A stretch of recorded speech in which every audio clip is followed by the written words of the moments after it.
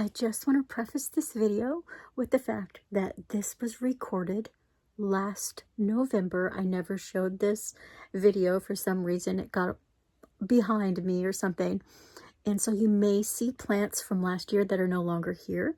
And you may not see some plants that are here this year that weren't there last year.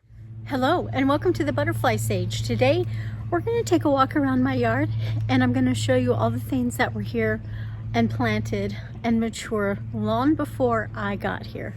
So first off, we're going to talk about this humongous, absolutely beautiful blue spruce.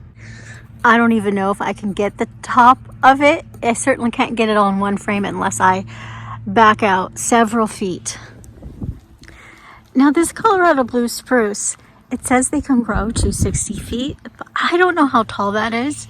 It's well taller. It's about double my two-story house. So it's got to be close to 60 feet, if not higher than that. I'm not a good judge of feet estimations, but this was here planted by my mother-in-law. It's over 50 years old. I'm not exactly sure what year she planted it, but my husband was a child and he is 60, so it's got to be at least 50 years old. So I am fortunate that I have this beautiful mature blue spruce. Okay, now this beautiful, wonderful tree smells so good in the spring. I have no idea what this is, and my plant app, identification app, says it is a sweet osmanthus, otherwise known as a tea olive tree, but it's huge. I thought those things were shrubs. Now, do they really get this big? Like, this is a legitimate tree. It is as big as the second story of my house. Tell me, do the tea olives and the sweet osmanthus get this big if they've been here for a long time? I don't know. I don't know much about them, but I do know that this smells wonderful. Let me get a closer look of the leaves. So those of you in the South who are more familiar with a sweet osmanthus or tea olive can tell me if this actually is a sweet olive or a sweet osmanthus shrub gone rogue and absolutely ginormous because it's been here forever. So here's a picture, a closer picture of the leaves on this tree. And when it blooms in the spring, it smells absolutely wonderful. My husband's like, we need to get more of these trees, but I don't know what they are. So I don't want to just plant them, a whole bunch of them. Another look at this tree. It's got tiny little white blooms in the spring along with the wonderful scent. So I don't know if that helps you identify this, but let me know if you guys think this is a overgrown, really old sweet osmanthus shrub or tree. A tea tree olive, I guess what they call it. And now we're coming to my favorite. This is a Norway spruce. And for the longest time, I wasn't sure what it was. I did a little research. I'm pretty sure this is a Norway spruce, and we have a white oak growing right next to it. Unfortunately, this spruce tree will probably have to come crashing down at some point. It is dying from what I'm not sure.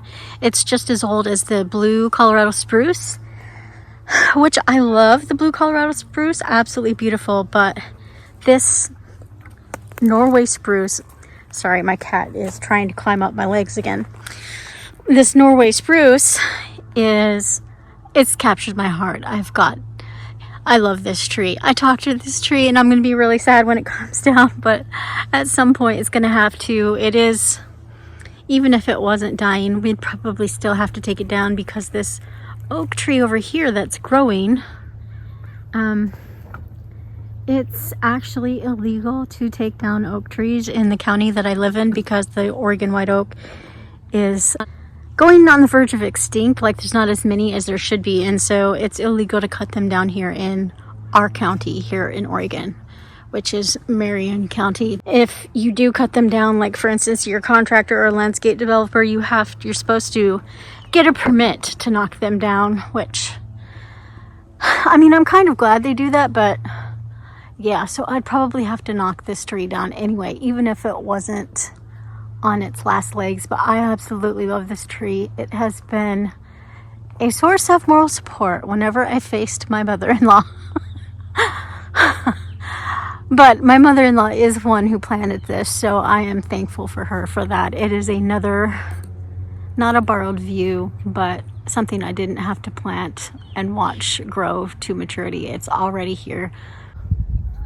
Just look at the mountain view for a second. This tree over here to the left of that mountain, Dexter, quit crawling up my leg. My husband says this is a cotton tree. I don't know. I've never gotten close to it to look at it. It's actually down the hill quite a ways, a lot farther than in the camera.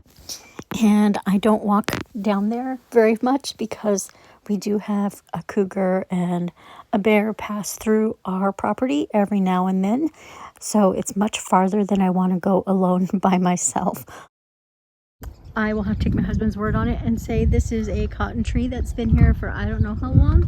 I'm not sure if anybody planted it or if the birds dropped some seeds and planted it for us, but it's another mature tree on this property. Just enjoying the view again. Over here is an apple tree they planted eons ago, and my naughty goats have eaten the bark off, so it's dying, and we are going to have to cut that one down. It still gave us some apples this year, but every year it gets less and less. Turns out we didn't have to knock it down after all, because later on in the season, the wind knocked it down for us. And then just right of that apple tree is a pine tree. I'm not sure which type of pine, but it's also been here for a very long time too. In the right of the corner over here, just beyond that deck, that is actually an arborvitae. I'm pretty sure it's one of those green, what do they call it, a giant? Anyway, it's well over 30 feet. It's above our 2-story house. And yeah, they're only supposed to supposedly get, what is it, 12 to 15 or 18 feet. It's, yeah, way over that here. Something else that's mature here. Over here on this side is an old, huge lilac tree. And this one over here is a big, huge mock orange. And then past that is some sort of a Japanese cherry tree. And then beyond the Japanese cherry tree is another huge lilac. My mother-in-law really loved lilacs. There are lilacs everywhere on this property, and they're all that big and overgrown. And I toy with the fact of taking them out every single year. They have not been blooming as well the last couple years. They need to be cut away quite a lot. We shall see if I leave them or not. I kind of like the fact that they divide the circle garden out this way from the front yard in front of the house, so it kind of separates it. And if I take them out, it's going to take years before we get something that big to block it again. So I don't know. I'm toying with the fact of taking them out or not. We shall see. And over here we have this willow. Keep in mind this was last year before it got the huge cutback, but it actually had been cut back twice since then. So anyway, if you want to know more about this willow story, I did do a whole video about this willow about a month ago, if you want to know about that. And then one thing I wish that I didn't have a mature tree of, and I wish I could take it down, is this thing. This poplar tree. It's damaged. It doesn't, the leaves come off in the spring and the summer. It drops leaves all year round. It's annoying. It has so many roots, like it spreads suckers so bad all the time, everywhere, really far. Like the sucker, there was a sucker all the way out here in this garden bed, and it was a huge sucker. It took my husband with the tractor to pull it out all the way from there. It keeps shooting off suckers in the yard every single year that we have to dig out. And yes, we use the stomp killer, and sometimes they come back. We've had them as far as past the other driveway over there before. I really just don't like that tree. I rarely do I say I hate a tree, but this is literally my least favorite tree ever. Something else I didn't have to plant is this rose bush here, and it has still got one little bloom on it. It's November, it's mid-November, heading actually late November actually. Look, it's still got one bloom, and actually it's a really pretty color. It's like this coral color. Unfortunately, it doesn't go with the rest of my scheme, which are cool colors, but this rose bush, I don't have the heart to take it out. It's really old. It's at least 30 years old. And then this rose bush over here, I think I've talked about this before. It was my mother-in-law's grandmother's, so my husband's great-grandmother's. They brought it over from South Dakota when my mother-in-law's family moved over here. My mother-in-law was 4 at the time. And so this thing, I don't know how old it was when they brought it over here. If it was just a clipping from the original rose bush, I'm not sure. But this bush in itself, my mother-in-law passed 2 years ago, and she was 85. So it would be 87 if she was 4, it would be 83. This thing is at least 83 years old, minimum. As you can see, my mother-in-law really did like lilacs. It's another one. Beyond that is another one.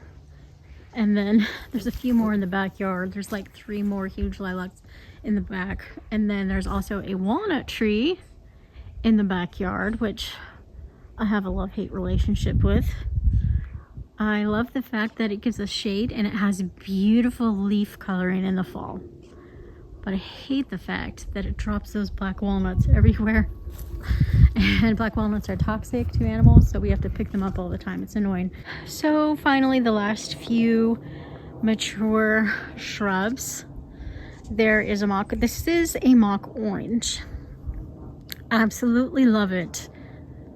Oh, it smells so wonderful in the spring. It's not in the exact right placement. I would have probably never have planted these huge shrubs here had it been me. But there's that one, and then there's another one beyond, mixed in with blackberry briars over there. And mock oranges are native to Oregon. Love it. They're native to the United States, actually. And they smell wonderful. If you have room to put one, I highly suggest it. They are not evergreen though, and that's the bummer thing about them. But what is evergreen is this Pacific rhododendron right here. Right there. This one is doing better than it was. It's still a little yellow in spots, but last year we really had to whack this bush down. It was touching to the mock orange, and it was getting so, I don't know if it was fungus or if bugs were eating it or what, but it had a lot of black and silvery streaks in the leaves on top of yellowing everywhere. We've given it fertilizer and iron for the yellowing. We have done a fungus spray for it because it was looking terrible and it just needed more room to breathe, I think. I don't know if you can see it. This one really only had like 3 stem trunks, and you can see it starting to grow back. There's new growth on it. Now over here, another borrowed bush my mother-in-law planted is this viburnum. It's a snowball, a Chinese snowball viburnum, and this is definitely not something I would have planted up here either because it gets huge. We've had to cut it back several times, and it's really one. I'd like to plant native shrubs, and it's pretty. The blooms, they're pretty when they're blooming. It's not reliable on blooming every year, partially because we have to cut it back so often. We're trying to only cut it like every other year. You can see up at the top, that's a new growth from when we pruned it the year before last year. We probably should prune it again, but I don't know. We may end up tearing this bush out. But that was that's something that's been here a long time. Something else my mother-in-law has planted is this. My husband calls it a peace rose. I guess that's the name of it. He was old enough to know what it was when she planted it. I think he was an adult, so I don't think this is like super old, but it's ginormous compared to my other climbing roses that need to be pruned. But that's been here a really long time. Wisteria, some sort of wisteria. I think it's just their regular Chinese wisteria. I don't think it's the American wisteria, but it's huge and it needs to be whacked back and pruned again and briars taken out of it. But this is something I did not plant as well. And then coming full circle, we have these trees over here. I'm not sure what type of trees these are, if they're elms, ashes, poplars. I don't know how old they are, or even if my mother-in-law planted them here. I'm not sure, but they are definitely old and mature, and we used to have a whole lot more of them. There was some more in the middle there between these and over to the left of them as well. But the ice storms have taken them down like they have other things. And there's also actually another blue spruce right next to the really big one, but it's not growing as well. It's because probably they're planted way too close together. Thanks for coming. Thanks for watching. And until next time, feed the pollinators for me.